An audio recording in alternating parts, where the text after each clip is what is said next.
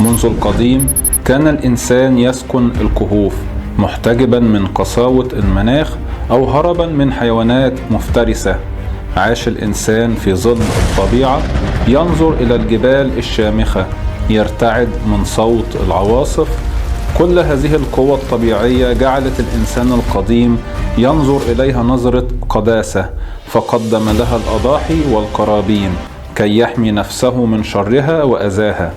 ومع تطور المجتمعات ظهرت الزراعة، وظهرت معها فكرة الاستعباد، وبقى المجتمع يتكون من سادة يمتلكون رأس المال وعبيد لزراعة الأرض، والدين أصبح أداة لإقناع العبيد بالصبر على أذى الدنيا في سبيل النعيم في الآخرة. ومع ظهور الثورة الصناعية في أوروبا تحول المجتمع إلى طبقة برجوازية تمتلك رأس المال والمصانع والآلات، وطبقة البروليتاريا وهم العمال البؤساء اللي بيبيعوا عمرهم لصاحب العمل علشان يقدروا يعيشوا يوم واحد هم وأسرهم. وهناك طبقة رجال الدين اللاهوتيين اللي كل كلامهم عن الانتقال من مملكة الرب إلى مملكة الإنسان. رجال الدين اللي كل فكرة مش بتعجبهم فهي بدعة، وكل فكرة بتعجبهم فهي كلام الله. لكن الجميع سيندهشون بيوم القيامة.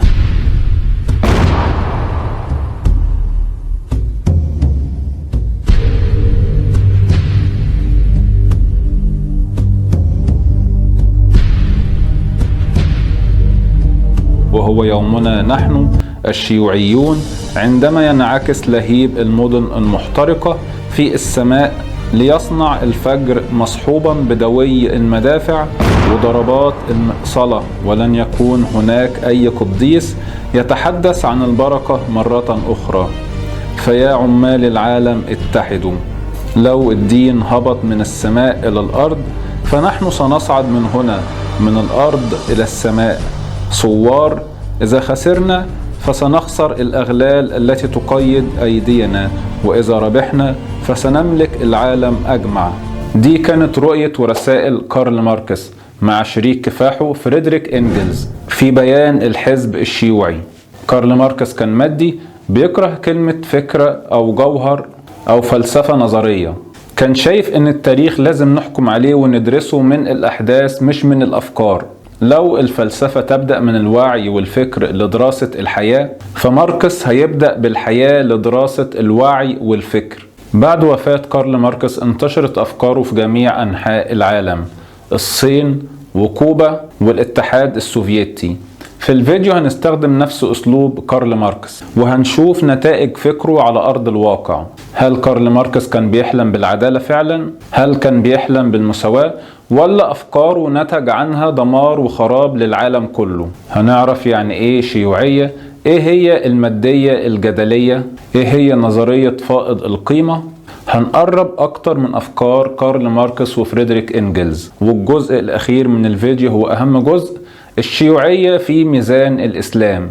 لو قربنا من نفسنا، لو قربنا من الإنسان، هنلاقيه مخلوق دائم الفكر، أفكاره مختلفة، كلنا بنفكر بس بنوصل في النهاية لطرق مختلفة. الشيوعية من أكتر المواضيع الملهمة واللي بتقربنا أكتر من الإنسان. الفرق بين الشيوعية وباقي اتجاهات الفلسفة إن هي عايزة تطبق أفكارها بقوة السلاح. والمثير هنا إننا هنشوف المجتمع بعد ما الفكرة نجحت وبقى كله شيوعي إيه اللي حصل فيه. هل البؤس راح؟ هل الشقاء اختفى؟ هل الناس بقت مبسوطة بالنظام الجديد؟ الإسلام عصفت بيه رياح الحادية جاية من الشرق والغرب. أخطرهم كانت الماركسية، اعتنقها طلاب الجامعات ورؤساء الدول سرا، ولسه أثرها موجودة لحد دلوقتي. كل ده هنعرفه مع بعض بعد الفاصل. لو أول مرة تشوفنا بنفكرك بالاشتراك في القناة وتفعيل زر الجرس وعمل لايك وشير علشان الفيديو يوصل لأكبر عدد، خاصة ان فيديو النهاردة خد مننا وقت ومجهود علشان نقرب أكتر من أفكار كارل ماركس، والكلام اللي حضرتك تسمعه يكون دقيق. فأحلى فنجان قهوة وركز معانا.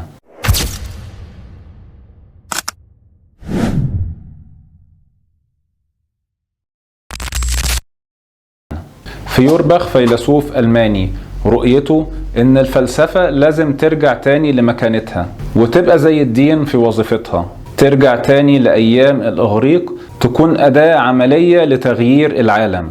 وده أكتر فيلسوف أثر في فكر كارل ماركس. الفيلسوف التاني اللي أثر في حياة كارل ماركس كان هيجل، وهيجل اشتهر بالمنهج الجدلي dialectical.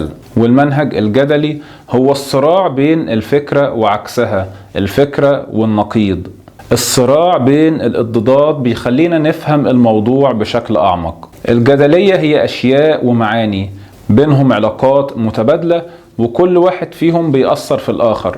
حياة الجسد على سبيل المثال هي صراع مستمر بين قوى الحياة وقوى الموت. كل لحظة بتتولد خلايا وبتموت خلايا تانية. فنقدر نعتبر المنهج الجدلي زي الصراع بين دفاع المتهم ودفاع الخصم في المحكمة. فلسفة هيجل بيسموها الفلسفة المثالية، ومثالية علشان بتقول إن الفكرة هي كل شيء في الكون.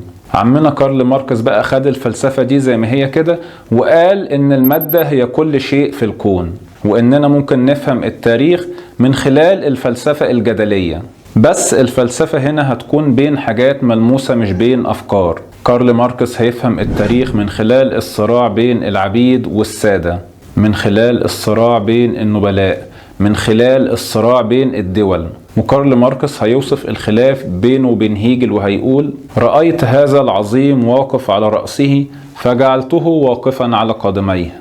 كارل ماركس اتولد في شهر مايو سنة 1818 في بلدة ترير الألمانية من حوض نهر الراين. أبوه كان بيشتغل محامي وديانته هي اليهودية، لكن في حدث هيأثر في شخصية كارل ماركس إلى الأبد، وهو تحول أبوه وأمه للديانة المسيحية. اليهودية في الفترة دي كانت بتتعرض للسخرية والازدراء في أوروبا، فالأب محبش يدخل نفسه في مشاكل وحب أولاده يعيشوا حياة أفضل. كارل ماركس كان مراهق حاد المزاج، مضطرب التفكير، بيعامل صحابه بغرور وكبرياء، بيحب الانتقام من أي صاحب ليه أفضل منه، كل كلامه أفكاري وآرائي. كانت عنده غيرة قاتلة وكان أناني لحد الجنون، وده ظهر لما مات أبوه. أول حاجة عملها كارل ماركس إنه راح لأمه وطلب الميراث، وما اكتفاش كده وبس، خد ميراث إخواته. كارل ماركس في الثلاثينات من عمره، كان متوسط القامة، شعره أبيض، لحيته طويلة، وعينيه فيها وهج شيطاني، إنسان متحرر من القيود والعادات. الفكر المجرد. علشان نفهم يعني ايه فكر مجرد لازم نبص الأول لكلمة مجرد، وهي صفة لحاجة ملهاش زمان أو مكان. وبالتالي الفكر المجرد هو الفكر اللي بيناقش حاجة زي العدالة والحرية والأخلاق. وعكس الفكر المجرد هو الفكر المادي، فكر لا يؤمن بالله ولا بالأديان. الفكر المادي لا يؤمن بالروح ولا النفس البشرية ولا النزعة التأملية. التفكير بالنسبة للفكر المادي يتكون من مادة، يتكون من ذرات، وزي ما العين بتفرز دموع، العقل المادي بيفرز فكر. وهنا مفترق طرق بين الفلاسفة. زي ما عندنا مملكة نباتية ومملكة حيوانية، عندنا في الفلسفة نوعين من الفكر، ولازم كل فيلسوف يعرف نفسه هو بينتمي لأي مدرسة. كارل ماركس كان بيكره الفكر المجرد، وقال قضيتي مش تفسير العالم ولا الكلام على الحاجات التافهة زي الحرية والعدالة والأخلاق، لكن قضيتي هي تغيير العالم. الأساس العلمي لنظريات كارل ماركس في التاريخ والاقتصاد بتركز على رقم 1 الفرد وأفعاله وظروفه المادية، والعلاقة بينه وبين باقي الأفراد بطريقة تجريبية. رقم 2 الإنتاج. كارل ماركس كان شايف إن تطور أي أمة بنشوفه من خلال البناء الداخلي للأمة نفسها، يعني بنشوف إزاي كل حضارة بتقسم العمل عندها، ومن هنا بنعرف مقدار التقدم. علشان نفهم أكتر خلينا نبص على الملكية القبلية. الناس في القبيلة بيكونوا عايشين على القنص والصيد وتربية الماشية. هنا تقسيم العمل بدائي والإنتاجية قليلة.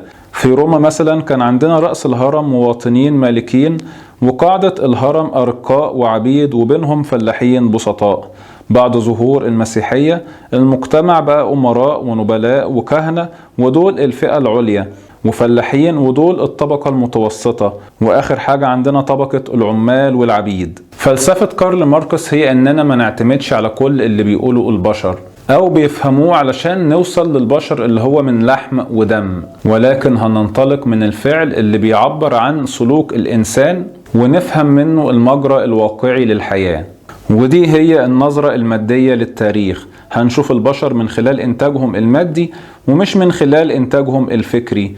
الحياة عند ماركس لا يحددها الوعي، ولكن الوعي تحدده الحياة. لو الفلاسفة هيبدأوا من الوعي والفكر لدراسة الحياة، فماركس هيبدأ بالحياة لدراسة الوعي والفكر. هدف كارل ماركس كان التحرر من العبودية، بس علشان ده يحصل لازم نفرم طبقات المجتمع كله ويبقى عندنا طبقة واحدة بس. تعريف الشيوعية هي انحلال جميع الطبقات والقوميات في قالب واحد، وده مش هيتم إلا بثورة تطيح بالطبقة الحاكمة. والإنسان الشيوعي هو إنسان ثوري. هدف الاشتراكية هو محاربة البؤس واتحاد عمال المصانع ووقف المنافسة بينهم وإعادة توجيه المنافسة علشان تكون مع الرأسمالي والبرجوازي، وده هيتم عن طريق الاتحادات العمالية. والفرق هنا بين الشيوعيين وعمال المصانع أو البروليتاريين هو النضالات القومية. يعني الشيوعيين هم العمال القادة المثقفين اللي هيخوضوا غمار الحرب.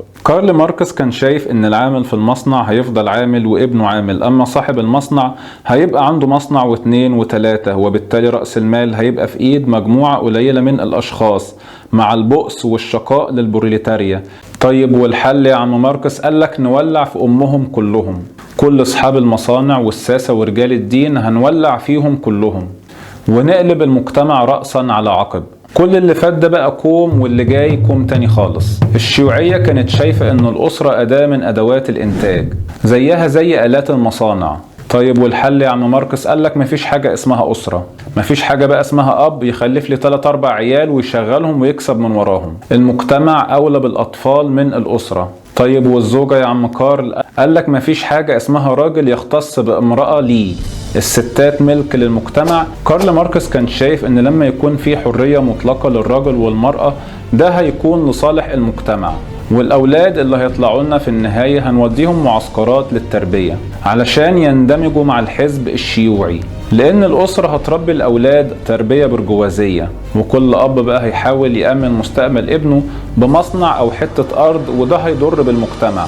كارل ماركس بيقول بقى لو انتوا شايفين ان كلامي ده غير أخلاقي، طيب ما هو الزنا بيحصل بين طبقات المجتمع. ايه الفرق بقى بين المداري والغير رسمي واللي فيه رياء وبين الكلام اللي أنا بقوله؟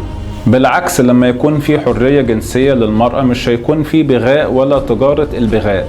كارل ماركس قال اننا مش بس هنقضي على الأسرة، احنا هنقضي على الوطن وهنقضي على القوميات كلها، وبالطريقة دي مش هيكون في اي عداء بين الامم، وعلى انقاض المجتمع البرجوازي القديم ينبثق مجتمع جديد. دلوقتي بعد ما اتكلمنا عن الشيوعية وافكار كارل ماركس، عاوزين نشوف مع بعض حال الناس تحت ظل الانظمة الشيوعية. هل تخلص البسطاء من البؤس؟ الحقيقة ان تاريخ الشيوعية هو تاريخ احمر فعلا، بس مش بلون دم الطبقة البرجوازية، لكن بلون دم الفقراء.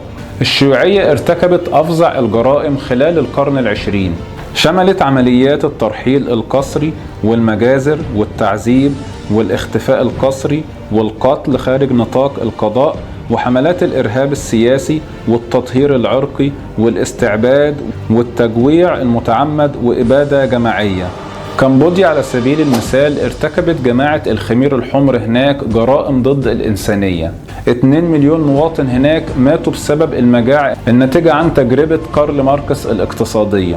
الصين 10 مليون شخص ماتوا بسبب المجاعة في الفترة بين 1958 و 1962 أثناء ولاية الزعيم ماو تسي تونج، في حين ان الأعداد الحقيقية ممكن توصل ل 40 مليون. الزعيم ماو كان عارف ان المجاعة هتحصل لكن ما عملش حاجة. ماو ببساطة ساب 40 مليون مواطن صيني يموتوا من الجوع. وأهم حاجة طبعا خطة الزعيم الاقتصادية تتحقق، وكمان كان ممنوع النشر. 2% من المواطنين في الصين انتحروا، 2% اتعرضوا للتعذيب والقتل، 5% توفوا في معسكرات العمل اللي أنشأها ماو. أعضاء الحزب الشيوعي في الصين ببساطة كانوا ملحدين، ما عندهمش لا أخلاق ولا قيم. كانت وجهة نظرهم ايه المشكلة لما نص السكان في الصين يموت والنص التاني ياكل لحد ما يشبع؟ اثيوبيا، الشيوعيين هناك بعد الاطاحة بالامبراطور سيطروا على الدولة وانشأوا دولة ماركسية لينينية، فعلوا الارهاب الاحمر ضد المعارضين السياسيين، موتوا هناك 750 الف شخص، 1000 طفل اثيوبي اترموا في شوارع اديس ابابا. اما في روسيا فستالين على المشي كده قتلوا 1,000,000 واحد، وابادة جماعية في اوكرانيا السوفيتية، ملايين الاوكرانيين ماتوا من الجوع.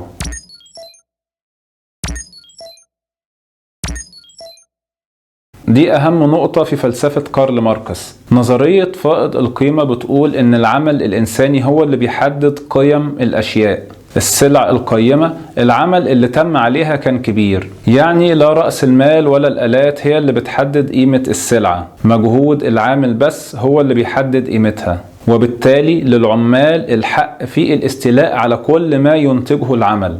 الرأسمالي أو صاحب المصنع هو اللي بيحصل على فائض القيمة، بينما العامل يعيش على الكفاف، وبالتالي العمال بيستغلوا أسوأ استغلال، وبكده مش هيكون في فرق بينهم وبين العبيد.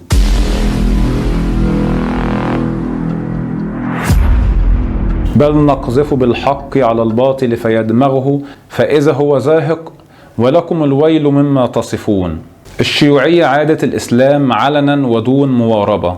الشيوعية ما فيهاش أي نوع من التعايش مع الآخر. الإنسان الشيوعي ببساطة هو فكرة قاتل أو مقتول. قوى العالم القديم كانت تنظر إلى العرب والمسلمين نظرة ازدراء واحتقار، وإلى الآن ولما جت الماركسية ما شافتش في الإسلام إلا صخرة لازم تفتتها. التيارات الإلحادية دعت إلى تقويض دعائم المجتمع دون النظر في البديل المقترح، إلا الماركسية كان هدفها هدم المجتمع، وقدمت نموذج مشوه للعدالة كشف التاريخ كذبه وسذاجته. من الفلاسفة من نادى بألوهية المادة، ومنهم من نادى بألوهية الإنسان، ومنهم اللي كان شايف إن الغريزة هي محور تفسير الوجود. ومن المعروف إن الدين الوحيد اللي صفت عقيدته من أي شرك هو دين الإسلام. الماركسية هي أكبر دليل على إن الباطل مهما ارتفع سيسقط يوما، فأما الزبد فيذهب جفاء، وأما ما ينفع الناس فيمكث في الأرض. قذائف الحق لابد أن تدق قواعد الباطل، ولسوف يفعل الشباب ما فعله أسلافهم الأوائل عندما ملأ الإيمان قلوبهم فخرجوا يصدحون بآيات الله: قل يا أهل الكتاب تعالوا إلى كلمة سواء بيننا وبينكم ألا نعبد إلا الله ولا نشرك به شيئا ولا يتخذ بعضنا بعضا أربابا من دون الله فإن تولوا فقولوا اشهدوا بأننا مسلمون. الغرب سواء كان ديمقراطي أو فاشي، رأسمالي أو اشتراكي، عامل أو مفكر، لا يعرف سوى دين واحد وهو عبادة الرقي المادي واللذة الأبيقورية والحرية المطلقة. ودي منظومة لها كهنة من الممثلات ورؤساء البنوك، والنتيجة هي ظهور طوائف مدججة بالسلاح جاهزة لأي أعمال إبادة جماعية لو تعارضت المصلحة مع الأهواء. لكن مش دي الحضارة. الحضارة إنك تنتج إنسان يعتقد بالفضيلة، بيميز بين الخير والشر، إنسان يحترم الآخر. ومن النظرة المادية نشأت فلسفة فرويد في أوروبا، والوجودية في فرنسا، وشيوعية كارل ماركس. الإنسان في الإسلام مش مجموعة ذرات بينهم روابط كيميائية، والفكر مش إفراز للغدد في المخ. الإنسان في الإسلام هو نفس عزيزة كريمة حرة. بداية خلق الإنسان كانت من أروع البدايات. الإنسان ببساطة فيه روح الله، أنا وحضرتك كلنا فينا من روح الله.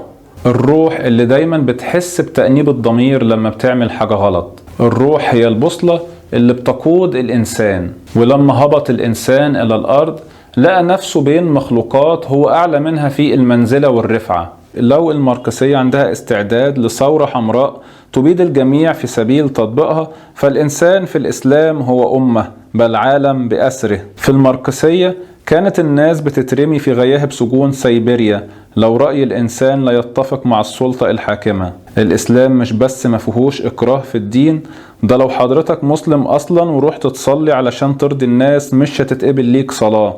الإسلام بيدور على الضمير، أعماق الضمير، لازم تكون حر حتى النخاع. الإسلام حرر الإنسان من قيود الوثنية وكهنة الأصنام، حرر الإنسان من كهنة الدين. لا فرق بين غني وفقير، أبيض وأسود، إلا بالتقوى والعمل الصالح. ولو هتسألني ليه الإسلام محرمش الرق، هقولك الرق كان أقوى من الإسلام. الإسلام جفف منابع الرق، هو الشريعة الوحيدة في الكون اللي أتاحت للعبيد حق التحرر بنظام المكاتبة. بالمناسبة في فيديو كنا عملناه عن الرق، هسيبه لحضرتك في صندوق الوصف. حرية الفكر وصلت في الإسلام لدرجة النقاش حول الذات الإلهية.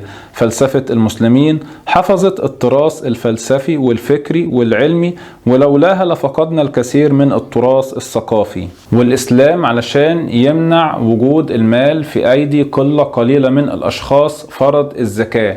مش بس فرضها، الزكاة هي ركن من أركان الإسلام، لا يتم إسلام الإنسان بدون الزكاة. والزكاة هي نظام اقتصادي فريد بيمنع الاكتناز وتراكم الأموال في يد فئة قليلة. وكنا عملنا فيديو عن الزكاة في الإسلام، هسيبه لحضرتك في صندوق الوصف. وبكده تكون خلصت حلقتنا النهاردة، ونشوفكم على خير الفيديو القادم إن شاء الله.